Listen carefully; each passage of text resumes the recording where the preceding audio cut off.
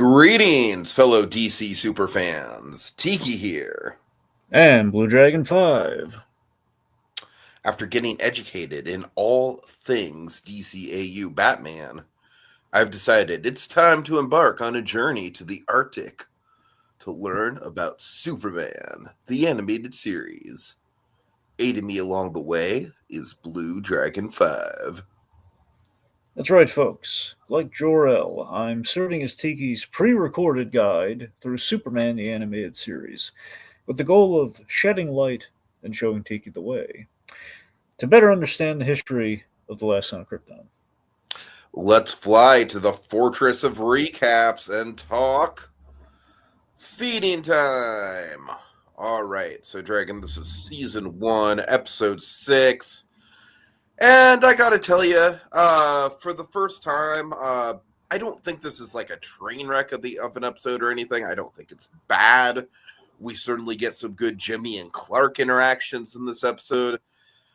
I will say this probably feels like the least substantial episode this far. Like, this pretty much feels what I imagine a typical middle-of-the-road episode feels like. Again, not bad. Decent action. Some really good character stuff from Jimmy, which I think is the highlight of the episode. I really couldn't get into our villain. I thought our villain was... I mean, the power set was kind of interesting, I guess, although I think at this point in the series, it's a little early to be playing around with the idea of like, hey, he can copy anything Superman can do. Like, I feel like episode 6 is a bit too early to introduce that concept, and because of that, I felt like the actual character that we attach that concept to, again, not like a terrible character by any means, just you would think with a concept like that, the character would be more than just like kind of like a side random goon that we're probably never going to see again. So, you know, decent stuff, decent in the character department, but overall, this was probably the most underwhelming of the episodes we've talked about thus far, at least from my perspective. All right, so a little bit of housekeeping as far as the context goes. Mm-hmm. All right, so real quick, just wanted to amend something from last episode. Actually, there was a misnomer with the credit on the director. So actually, I think I credited the wrong director with the resource I used. So I just want to set the record straight on that one. What would this be called if this was a Marvel comic? A no prize. A no prize. There we go. Yeah. All right. Yep, it was a DCAU no prize. Toshiko Masuda. Mm-hmm. So that was the director on Little Piece of Home, not the previous. It wasn't the same director from Fun and Games. That was the guy who did Fun and Games. Okay, got it. Okay, anyways, on to this episode now. So this was directed by the wonderful Kurt Gaeta. Now, Kurt Gaeta, he did Last Son of Krypton Part 2. Sure. Did Rebirth, the pilot for Batman. They did a lot. Batman Beyond's really worked. So Kurt Gaeta got a start on Superman the Animated Series, and he really flourished in Batman. Batman Beyond really became his baby in terms of directing. That was like when he really got to impress. Because, he did the movie. He did Return of the Joker. That was his big, Also did Shriek, which I think is kind of tantamount to kind of what he was going for here with that. Or at least this was kind of a prototype before he gets to something really top tier like Shriek, like kind of. That's kind of what it feels like, honestly. Yeah. Like I said, the concept itself is interesting. It just kind of feels like the concept is a little bit half baked for what it is. So our writer on this, the wonderful Bob Goodman, who yet again, like I said, overall we really broke in all the Batman Beyond talent through Superman the Animated Series. Bob Goodman, he flourishes on Batman Beyond, much like Kurt Gaeta, and he loved the kind of the sci-fi kind of elements of Superman. Hence, why Parasite's kind of a natural one for him. Bob Goodman also went on to be the guy who adapted Dark Knight Returns for the 2-part animated film. Oh, nice. Bob Goodman's great. He's great, but again, flourishes in the future setting. Uh-huh. So this was This is actually his debut in the DCA. It's the first thing he ever wrote. He did Blackout and the Zeta. Basically, he was kind of the author of the Zeta project in a sense. That actually makes sense. This does have a little bit of a Zeta project vibe to it. I could see that. So the studio worked on this was Coco and Dong Yang. They can't all be TMS kids, is Tiki's response, I think, exactly. And put that on a T-shirt. They can't all be TMS. no, but seriously, Coco and Dong Yang is the house studio. They do consistent, they're basically pretty much they did every episode of Batman Beyond, and they did Last Sun so far. Last Sun Krypton, the big 3-part pilot. Sure. Point, you can't go wrong with Coco and Dong Yang. So not a lot of background here. So Parasite's a fun villain to basically he's very much kind of stakes the big thematic through line with the Superman the Animated. He literalizes the thematic through line with the Superman the Animated series villain roster, which is Superman wields, like in the series Bible of sorts, like the big imperatives. Okay, with a lot of our villains, we're going to demonstrate that Superman is wielding power wisely and responsibly as we would want a superhero to do.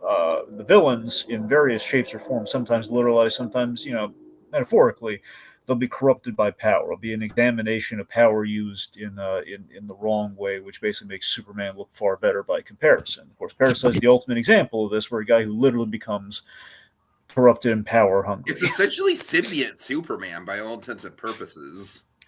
I mean, to a degree, yeah. Hence the name, yeah. So,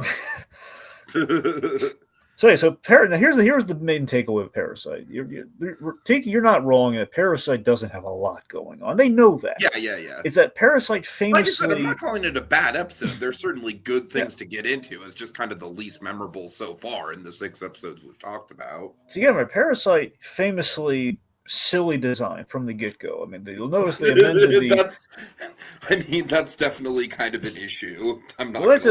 But they kind of made it as cool. I mean, really, it's the execution here is the method of his powers is where they really kind of. Honest to God, one change I think really would have helped Dragon. What? Robert Patrick plays like the boss of this guy. He does. He plays. If Robert Patrick would have just played him, I think that really would have elevated it. You know what's interesting though? So Parasite. Here's a Parasite factoid here. Every appearance.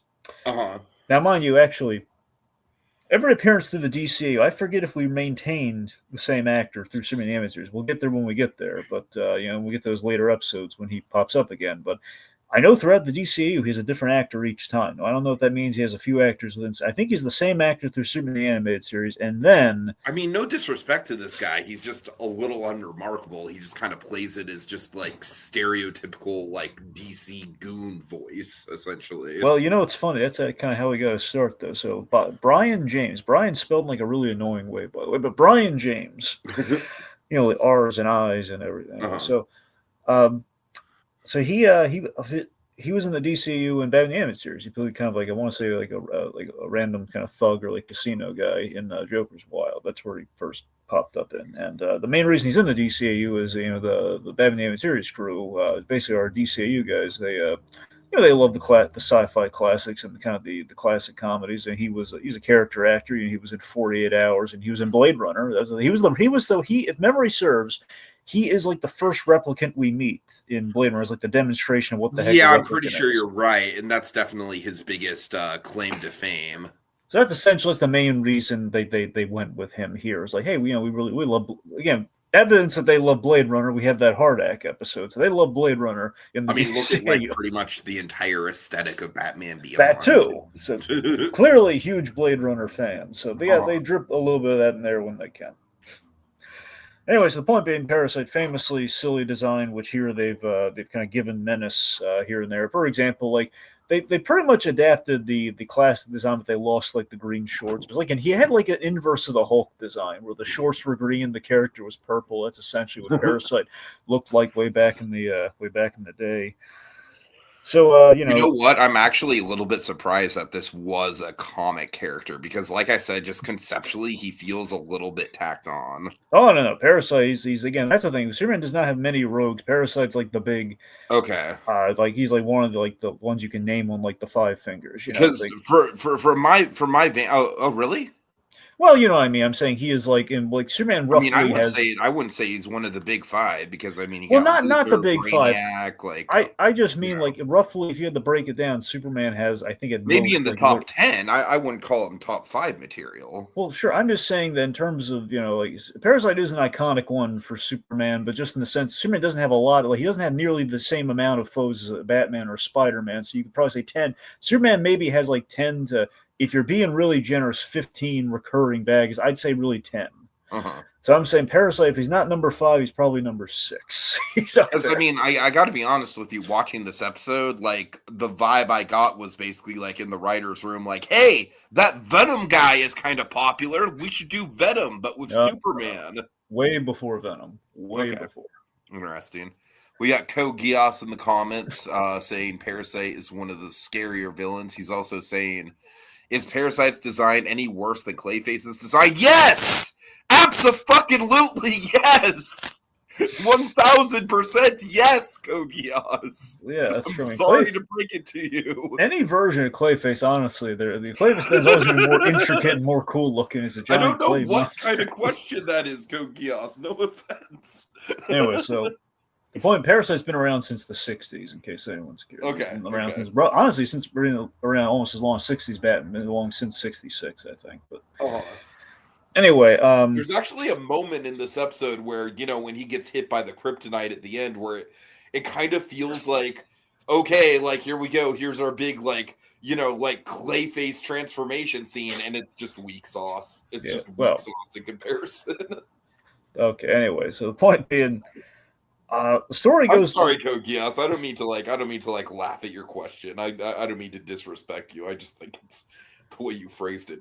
It's a little funny. Go ahead, Dragon. I'm sorry. Honestly, one last thing, just a little note. Like, this is kind of an episode where, upon the rewatch, especially, I think you really find that we do go pretty dark with our third act and where we go with Parasites. This is kind of the start of like we're gonna go really Superman again. This is the beginning, Tiki. Honestly, this is the whole beginning of the kids WB. We're going pretty dark. I do think conceptually the third act is pretty dark with him essentially like stealing Clark Kent's identity. I honestly think the problem there, Dragon, is that we don't have nearly enough time to actually marinate on the severity of that. Like, I almost kind of feel like that should be that point, where he like takes over the apartment. He does the whole like, "Hello, Perry. I think I'm going to be out sick for a while." Like, that should have been the cliffhanger for a part 2, honestly. Yeah. You know what I mean? No, I know what you mean. Like, we only have about after that point, it's like what, maybe 5 minutes until the end of the episode. But we'll get there. There's some reasons that probably couldn't have happened. But anyway, so regardless, what I'm saying is like it's the very beginnings of how dark we can get of all things Superman the animated series. That's the thing. Like it's not, we're not going deep on that, but I'm saying that's the beginning. And even like, let's just say next episode, we're getting there, man. Okay.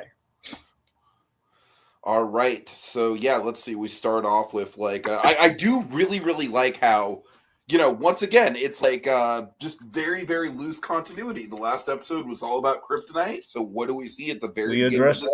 We addressed the kryptonite, which I love, and I also love how that ties back into the ending of the episode. So like, Dragon, honestly, as far as character beats, as far as like plot progression, it's all on point. It's all on point. And again, I am continued to be impressed by the show's like very, very loose, but still ultimately serialized nature. Like, that is, I can see what they're doing there. So again, we have Professor Hamilton, who creates the. This was something that I can't remember if we had. I don't know if we had the lids. I think this was honestly might have been an original invention for the animated series. I don't think Superman ever had a lead suit. I don't think he did, but I could be wrong. Mm-hmm.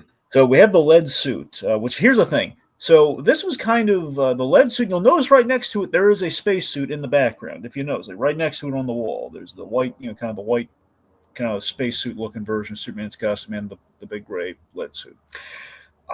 It was kind of a toyetic thing, but it was at least a story compromise for it, where this made a lot of sense, though, for Superman to have this thing. Like, okay, well, if he knows kryptonite's out there, it would make sense that basically his his Mr. Science character, which of course is Professor Hamilton. It's kind of a loving nickname they had for him, kind of like the Mr. Science, basically kind of the the DCU Bill Nye. So Professor Hamilton gives him this lead suit that protects Superman from the kryptonite. Essentially, it's a titanium lead alloy, which means if you get hit by this thing, it's going to hurt.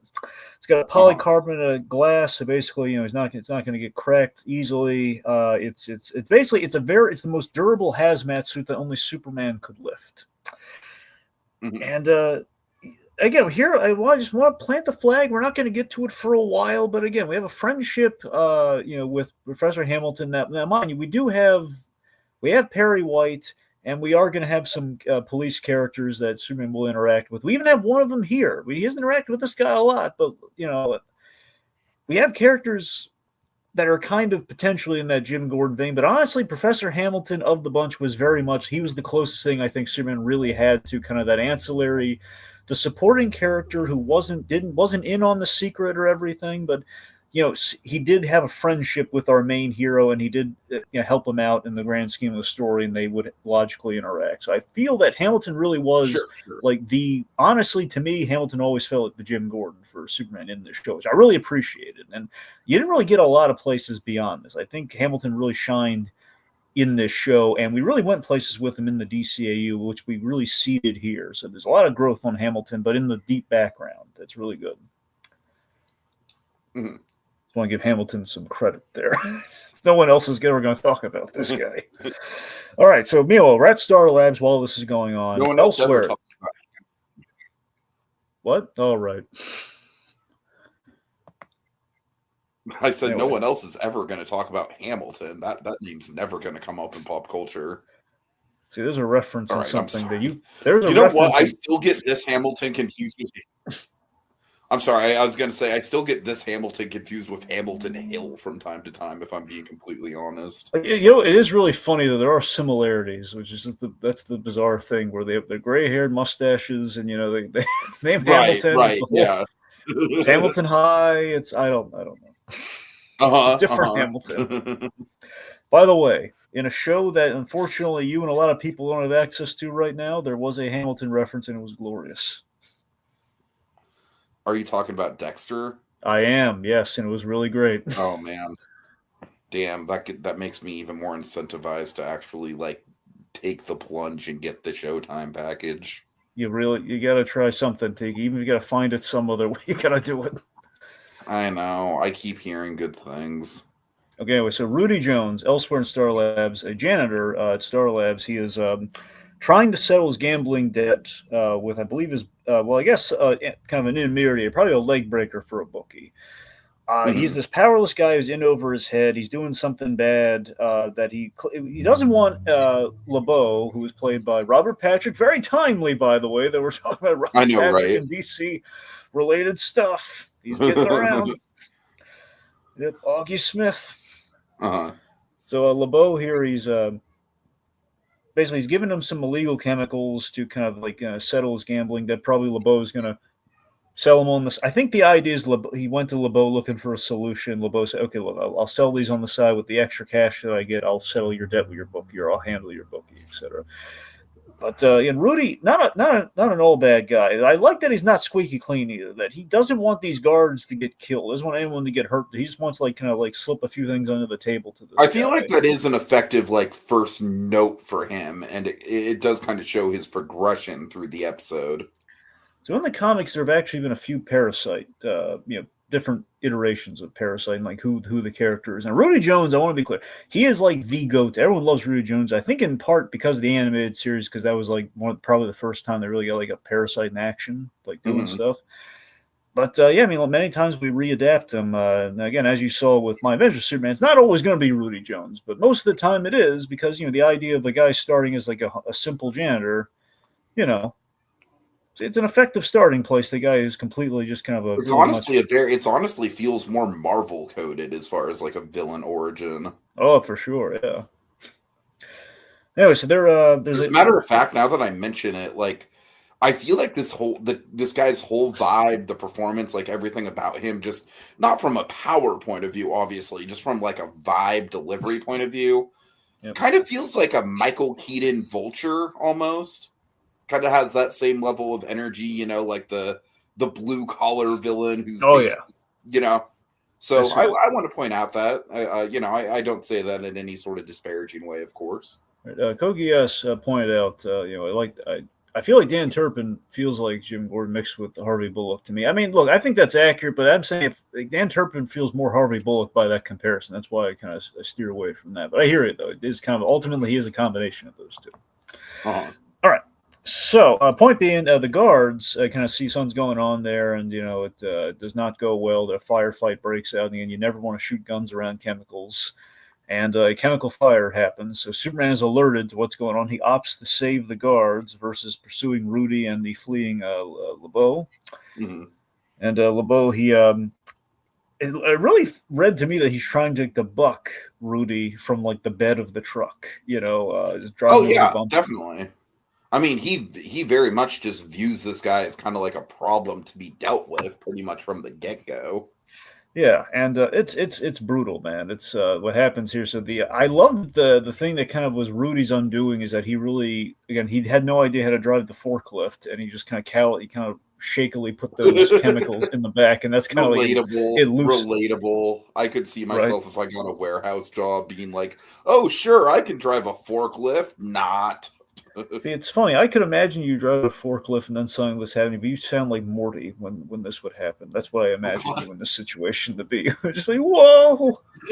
Oh, jeez! Oh, exactly. Geez. Oh no! Don't move around, chemicals. Oh, jeez. Totally. Oh, I'm gonna be in big trouble. So. The chemical spill on Rudy, and this is utterly horrific. And earlier, like during this scene, LeBeau he's trying to shake a parasite in terms of this guy, so that's where we get the namesake. So we basically have this horrific transformation of Rudy covered. I like how we build it up. We don't have like the pattern and everything on him. He's just kind of like covered in a dark purple silhouette, and it's like it's overcome. We see like the teeth for a bit, like he's. So I gotta be honest with you, like really good build up as far as like I think the sound design is on point. I just think the actual design, like once we get to it, is a little underwhelming. Okay. So he gets bucked from the thing. He's reaching for help. He's abandoned and seemingly dead. So adios, freak. Just so unsympathetic. This Robert Patrick. So who could think? Dragon, I've said this before. I'll say it again. My introduction to Robert Patrick, like obviously I knew about Terminator 2 before this. I just didn't put the pieces together that it was the same guy. This is when I first took notice of Robert Patrick. Is he plays the dad in the 2000s Bridge to Terabithia, right? Right. Yeah, I believe so. Yeah. And even just playing that character, he has one moment of sheer, like, fucking brutal coldness, and it's the moment in Bridge to Terabithia where everyone remembers, where like the Josh Hutcherson, God bless, when Josh Hutcherson was like a baby, like an 11-year-old. He comes back home after spending the day in the city with his art teacher. Everyone's gathered around. There's police there. Robert Patrick just looks up at him, gives him the fucking coldest delivery. Your friend Leslie is dead. Like, so even in fucking Bridge to Terabithia, Robert Patrick is a little terrifying. Yeah. All right. Anyways, I'm sorry. Then he said the wrong one died. Oh my god! Honestly, with that movie, I could picture that character saying that. It's funny. It should have been you, Jeff. It's really funny. I was so charmed by this. James Gunn made a joke that we would make on the podcast, on his podcast, and I was so tickled by it. Really? Yeah, about Robert Patrick. Basically, it was like episode 2 of like the Peacemaker rewatch. That he had Robert Patrick on. And he said he basically joked that, yeah, I got a call from Robert's wife. So he stumbles around all the time saying, wrong one died. Just like walks around just about everything. It's like kind of says that line from the show. It's like, James Gunn, that's something we would do. Top marks.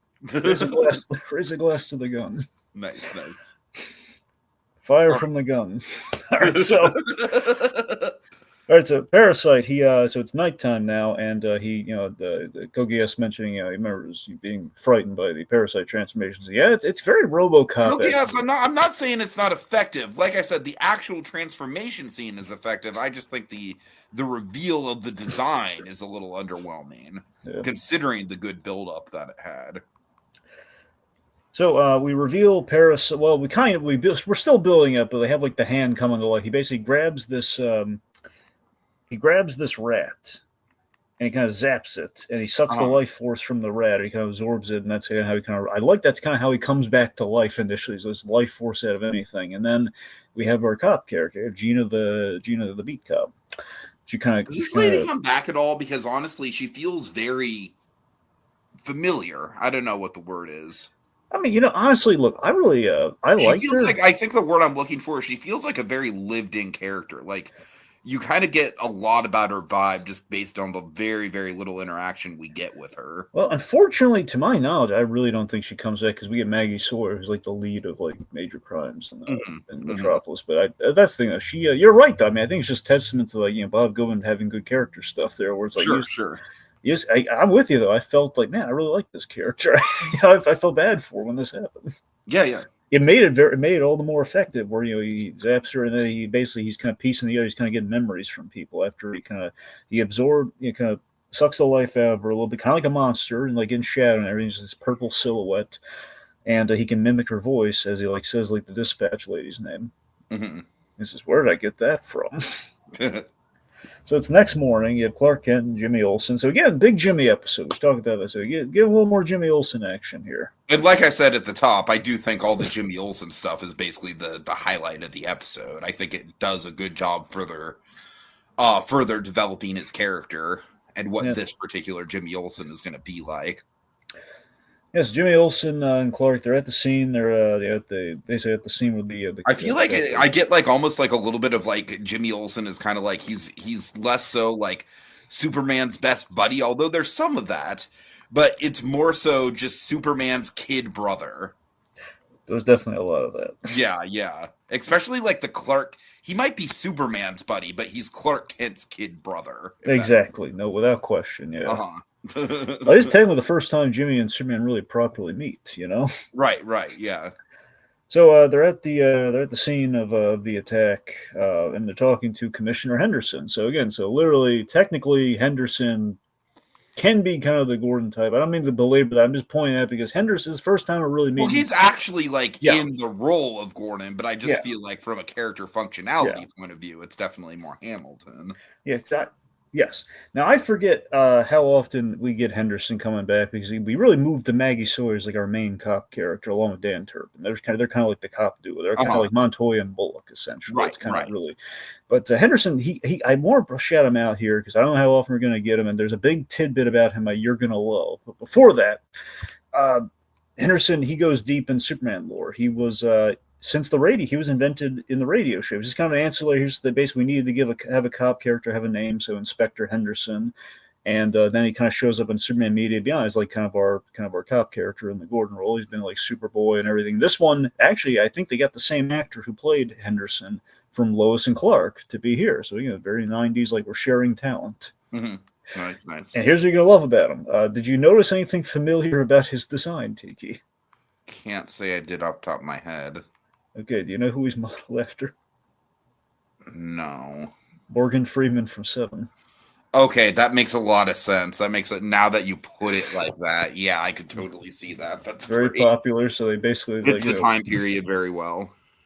I forget if Henderson from the beginning, given it was like the 50s, I have a feeling Henderson probably wasn't envisioned as kind of a black law enforcement agent way back when. Well, but I mean, like, keep in mind you're right, the original interpretation of him. But I feel like in this, like, with Seven, one of the cool things about Seven as a movie is that the time period is not really that well defined. The time period, the actual location, it's all very ambiguous in that movie. So, it's kind of an amalgamation of different time periods. Yeah, well, what I'm getting at is I forget if it was like here onward, but probably I guess Lois and Clark onward or whatever. We kind of Henderson had been kind of had been kind of portrayed as kind of like a cool black kind of like inspector, police commissioner kind of type, and I thought that was kind of a nice character that I think we seem to have been doing since. And it was like a kind of a cool take for that character. I don't know.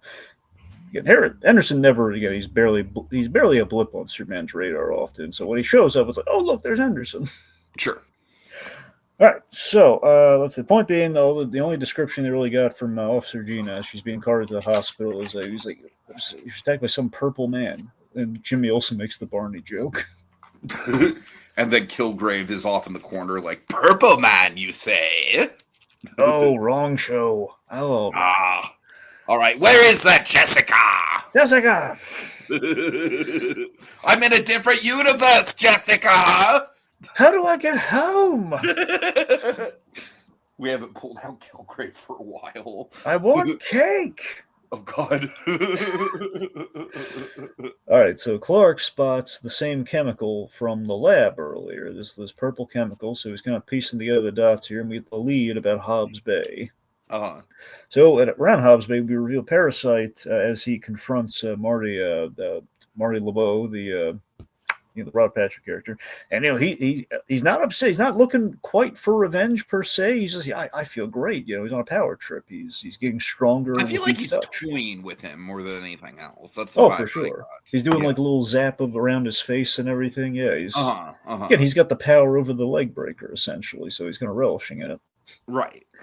So as that happens, Superman arrives, and I love how this scene goes down. So this was our first full as we reveal the look and the pattern that has no explanation. Why does he have that pattern? It doesn't. Just because it's in the comic. That's the only reason he's got that pattern. Anyway. So look, it's kind of cool, man. It makes no sense. We never have a good explanation as to why he has that thing. It's like All right, so Superman arrives. He's concerned for Rudy Jones and the public, so he's playing it very well here, and I love that Rudy is he's feigning asking, "Oh, Superman, I don't know what's happening." I love we the audience know this is probably not going to go the way Superman wants it to go right now. Sure, yeah. So he basically. Well, no, but you're right. He is doing a very good job of toying with Superman, though. I love the whole all right, you know what? Just take me to Star Labs. Just please don't hurt me. He's basically playing right into Clark is oh, this is perfect. This is an open and shut case right here. This just occurred to me in this moment, Tiki. Do you think he got that clever because he absorbed a little bit of the crafty LeBeau guy? I don't know about that. I don't know about because we just don't know much about LeBeau as a character. No, you're right.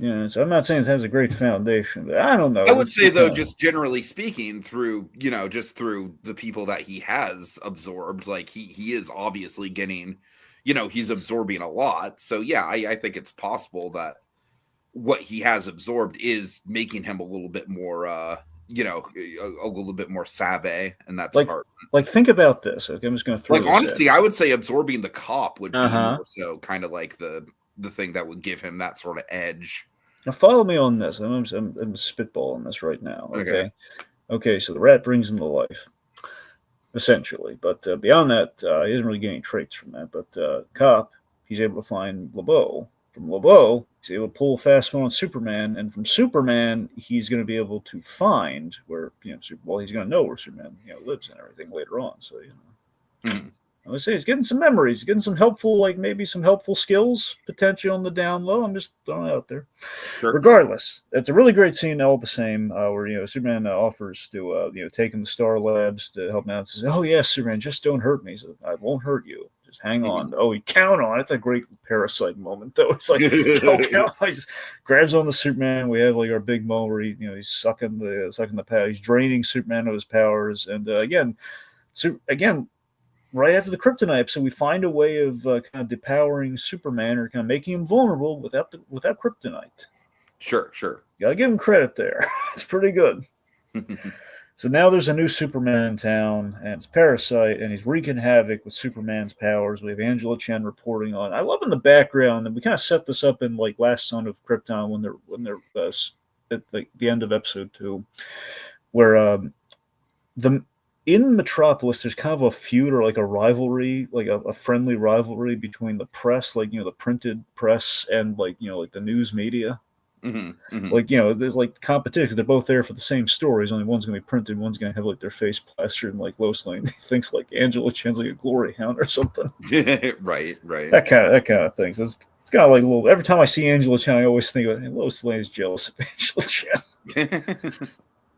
Okay, so basically through the little news broadcast here, Professor Hamilton, he does what he always does. He's Mr. Exposition. He basically lays out the chemical that was designed to catalyze energy absorption in human cells. It's essentially why he's purple and why his powers work the way he does. They work on a chemical, but they weren't going to do dangerous human trials like this. So again, this is also kind of like the thing we have with Batman of any hero, really. The idea of a villain existing because of the superhero here, because now he's this dangerous because there is a Superman flying around. This is not good. Sure. And so Clark now has a cold. Now I like the idea that without his super immunity, he's now susceptible to colds. He's got a genuine cold right now. He's never had a cold before. Yeah, no, and it's I think Tim Daly does some really fun voice acting with this cold that he has. With the continuity, it's funny that he's everyone thinks he's sick or has a cold or the flu or something last episode. Now he kind of actually has one. Right, exactly, yeah. Yep. All right, let's see. So, so Jimmy and Clark, they visit Officer Gina in the hospital, and they basically discover she's starting to feel better. The power drain is temporary. Some time has passed, and Superman's thinking, okay, I want to recover. I love the little bit where he bends the IV and then he kind of straightens it back out. It's like, I love that little bit too. That's a really great kind of piece of character animation right there. I'm right there with you. Honestly, I think one of my favorite line deliveries, like the Tim Daly line delivery this episode, is Jimmy, I wouldn't be surprised. Totally. It's a very George. Again, I love it when Tim Daly channels George Reeves in this show, where he has like those like wink the camera lines for like we the audience, like Superman. Exactly. All right, so this is to me this is like the brilliant setup of the episode. This was a really great moment the way it played. So Clark's in his apartment. He's reassuring Perry White. Oh yeah, I'm sure Superman's gonna return. Yeah. He's he's feeling. I think my cold's coming along. I think I'm gonna change and go out tonight. Then mid change, Parasite. He flies in like the window. Wait, did I leave that window open? Parasite's in there. Knows Clark Kent is Superman. Oh my God! He re-ups by absorbing the powers. I got your powers and your thoughts. I got to be honest with you. I honestly think that one of the things with this episode is that, like, by its nature, I really do feel like Superman, like this guy knowing Superman's powers, it should be a bigger deal than it actually is. Does that make sense? I mean, no, Tiki, you're right. It is a big deal, and I think to a degree they had and a really again, I kind of feel like part of that is just the fact that, like, I feel like we're trying to do too much. I honestly kind of feel like we should have had an episode like I know that the two-parter thing right off the bat was probably a big ask. What I think maybe would have been the better approach here, introduce Parasite this episode, maybe like play up a lot of the Jimmy Olsen stuff, although granted, a lot of the Jimmy Olsen stuff does come down to, how he interacts off of Clark Kent. So I don't know how you would work around that, but regardless, work off the Jimmy Olsen stuff and then introduce him and then have a whole episode where he's kidnapping Clark Kent. I think that would play. I just think that the kidnapping Clark Kent angle, like we're establishing here, it's obviously a big deal. I just don't really feel the stakes because it's so late into the episode that it happens. Does that make sense? I mean, Tiki, it makes sense. I mean, I could see a two-part version of this episode being we have a little more time with Rudy Jones, and then we end part one with this scene that we just talked about. Where that's what I'm saying. Yeah. And then part two is like we drag out Jimmy Olsen. Kind of like we set up the situation. But here are the two issues. One, it would have been you're right. It would have been a big ass because already doing a two-parter after we just did the 3-part pilot, and then it's the other thing too. Parasite is untested. He's really, at this point in time, he was like an untested Superman character. No, Like, I get that, and that's why I think, Yeah. like I said, I think the more logical route would probably be to, introduce Parasite in one episode, and then like bring him back in season 2, and then have this, because honestly, this whole storyline kind of feels more like a season 2 storyline. Well, honestly, like I said, it's just like it just feels like a big deal for something that is ultimately going to kind of get hand waved over a little bit. Well, Tiki, honestly, I think the issue is that they really wrote themselves into Parasite is too good an idea, I guess, to a degree. Is that Parasite is, if you can absorb the powers and get the memories, because they had to have a reason for how can Parasite get powers from people that aren't superpowered? What's he going to get from us? He's going to get memories and life force. That was kind of the end thing. If he gets memories, if he touches Superman, logically, he would get memories, which means we would have to address, he knows stuff about Superman. So that's where they ran. That's the stumbling block right there. Like, for him to actually have a story in which Superman and Parasite have to go toe to toe, or Superman's going to have to outfox a guy without his powers. He's going to have to know who he is. And you're right. That's a season 2 thing. But to introduce introduce Parasite in season 2, those are the only 2 options there, unfortunately. Right. So I don't think you're wrong about any of that, Tiki, but it just feels like, it's just Parasite's too, it's the double-edged sword of doing Parasite, is that, if you, depending on how you do the power set, if he gets memories or not. So in hindsight, maybe he shouldn't have gotten memories, but then again, you wouldn't have that cool scene though. But sure. Yeah. I don't know. It's kind of hard to say where, lines, but we have an out for it by the end of the episode, which, and the way we go about it in the future is like Superman learns from this experience, so he knows how to handle parasites. Let's just say he, won't quite be in this position again. At least he's going to try not to be. So I don't know. We'll see how it kind of tracks going forward for you. But anyway, still though, a heck of an act break of like, oh my god, a villain. We're on episode 6, and a villain has already figured out who Superman is. And no, you're right. It is a good act break. I mean, it does do a good job of building the tension for sure. And again, avoiding like the rinse and repeat quality of Superman stories too, with a thing like that of like, it's like, and okay, he's gonna fight a bad guy, punch, punch, punch, maybe some kryptonite, moving on. So Superman wakes up in basically this horrific predicament, which you never, again, it's the whole Dark Kids WB thing here. Superman is chained in a basement. Exactly. For kids. And Parasite very creepily, I can feed. He calls him dinner and calls him like his meal ticket. It's all creepy.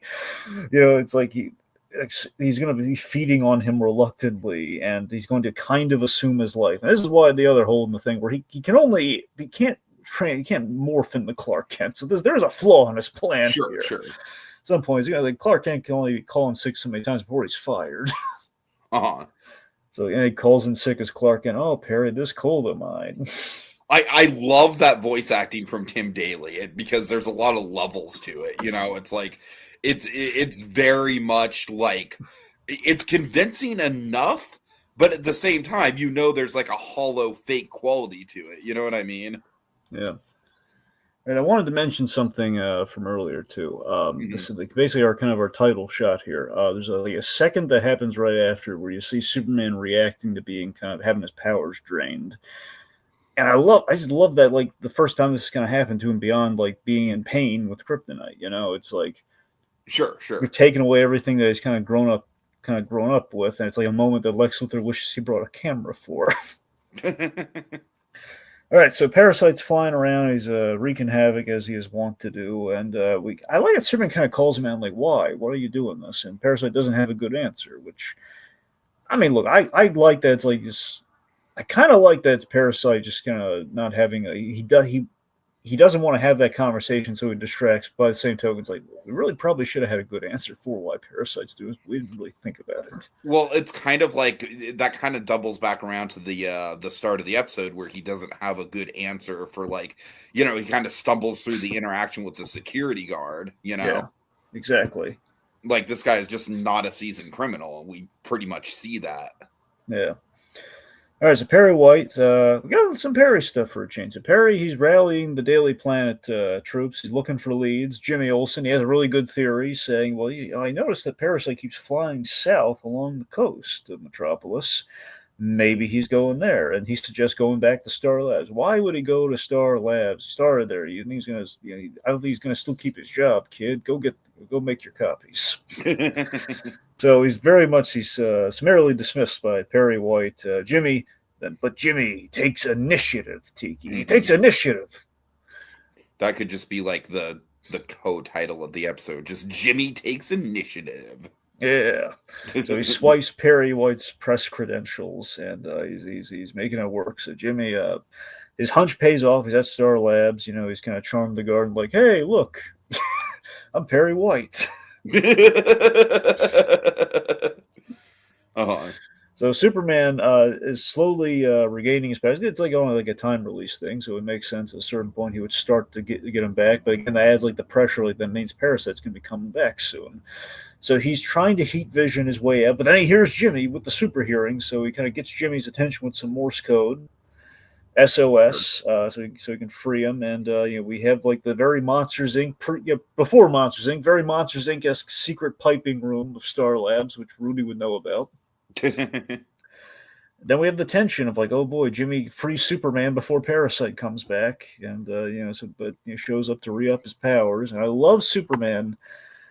He cares about Jimmy's safety first and foremost. He says, quick, hide, tells him to hide when Parasite shows up, and Superman is stalling. Yes, stalling. Okay. He's stalling, and this Parasite making his creepy small talk. Good evening, dinner. That line to me was a little on the nose. I didn't really care for it, if I'm being honest. A little bit. The meal ticket line was better, though, right? The meal ticket line is fine. I just think just straight up being like, "Oh, hi, dinner." I don't know. It's a little much. It's a little cheesy. You can call Superman a lot of things, but don't call him late for dinner. Don't even call him dinner. All right, so we have the moral debate here, where Superman's asking this unseasoned I just criminal. want to see a scene between Superman and the MCU Ben Grimm where they're just talking about dinner, like how fond they are of it. Yeah, then Superman says, I like breakfast for dinner. You think that would offend Ben Grimm? I mean, we know Ben Grimm likes pancakes, so I don't. He might be open to it. I got to be honest with you. I think Richie would be down for it. I don't know about Ben Grimm, but I think Richie would be down for it. Really? Because I thought maybe the opposite. I think Ben would be down for it. I think Richie maybe. Well, with Richie, I kind of feel like if the customer is down for it, then he's down for it, sort of thing. You know what I mean? Yeah. Oh, they want breakfast for dinner? God damn it, we're getting a breakfast for dinner. Yo, Carm, kiss my grits. Exactly. Yes, chef.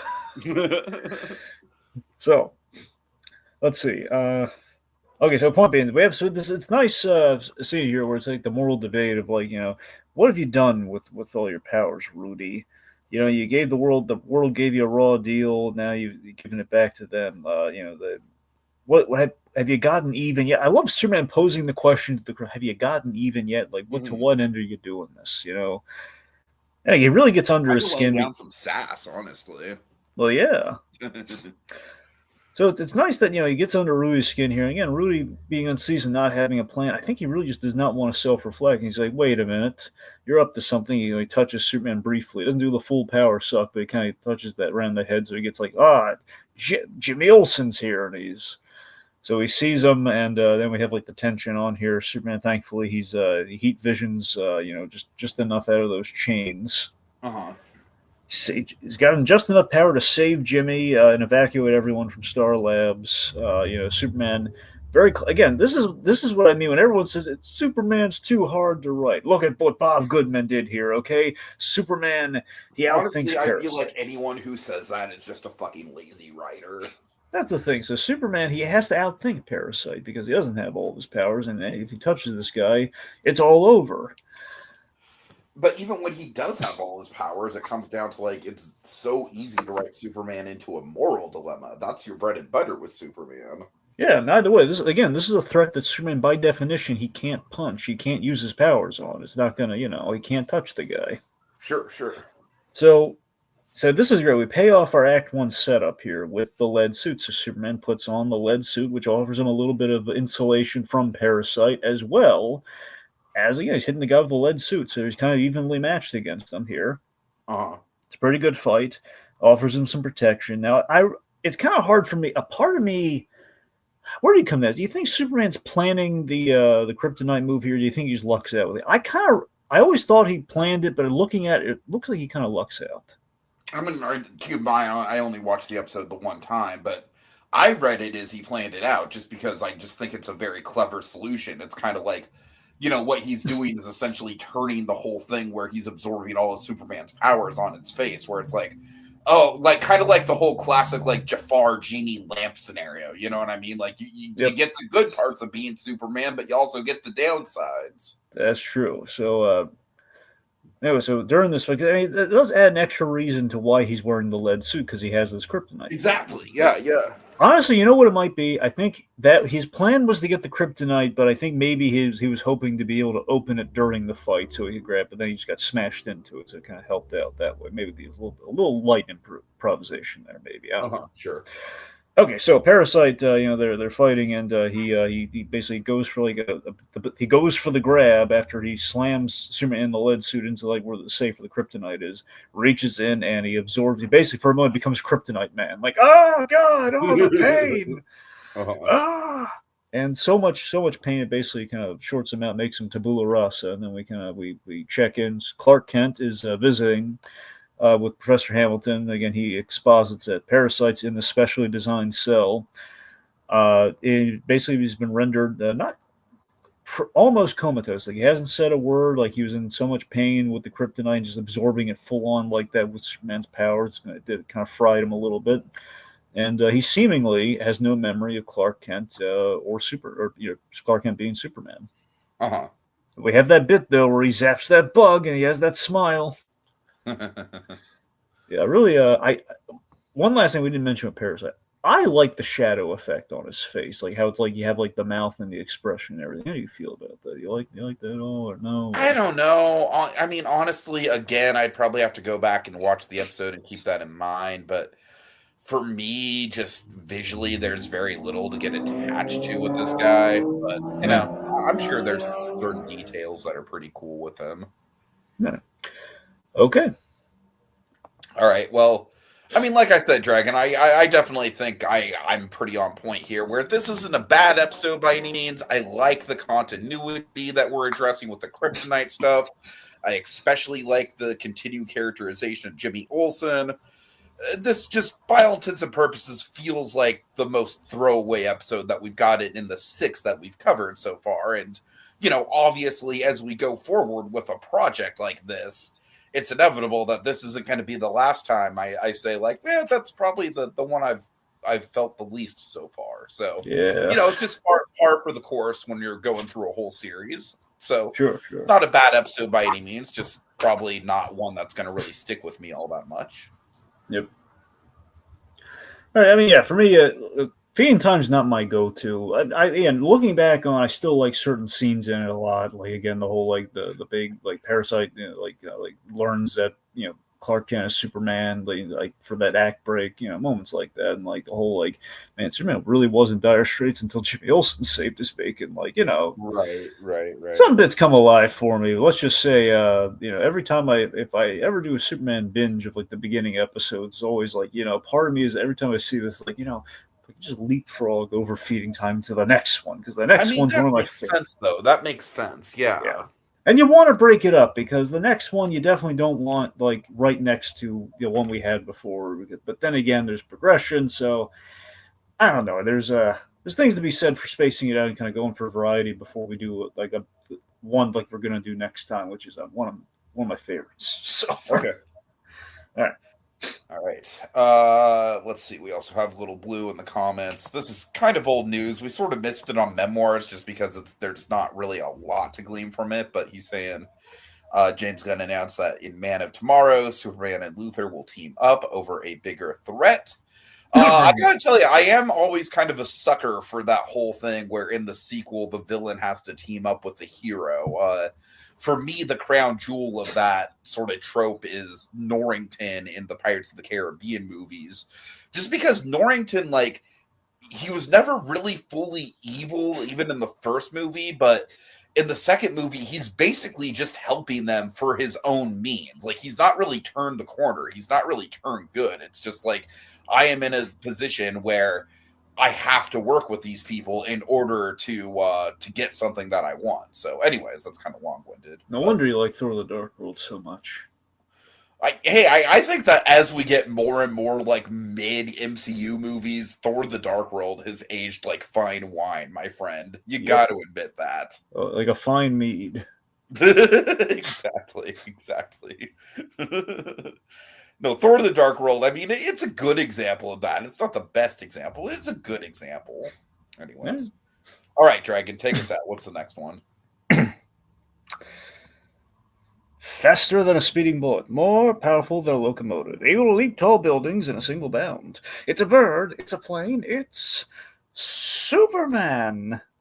Foiling a mass prison escape, Superman.